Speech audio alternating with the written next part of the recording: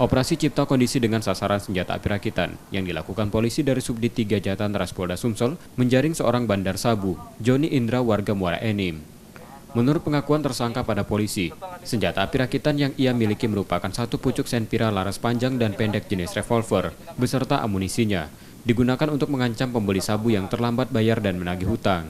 Ia juga ditangkap bersama satu rekannya yang terlibat dalam penyimpanan senpi rakitan itu. Senpi rakitan itu didapat tersangka dari hasil barter sabu, senilai 1,8 juta rupiah. Dari tersangka, polisi juga menyita sabu seberat 3,85 gram beserta alat hisap. Jadi pada saat melakukan penangkapan upaya paksa yang dilakukan oleh Jatanras, khususnya di unit 2, terdapat ada, mungkin rekan-rekan perlu ketahui, ada sabu, ya, sabu dengan berat 3,85. Kalau informasi yang kita peroleh, dia sebagai bandar.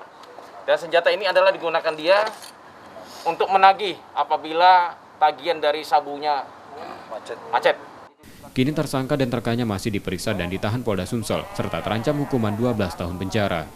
Barang bukti sabu yang didapat akan diserahkan ke Ditres Narkoba Polda Sumsel untuk tindakan selanjutnya. Reski Oktora, Muklas Differential, Kompas TV, Palembang, Sumatera Selatan.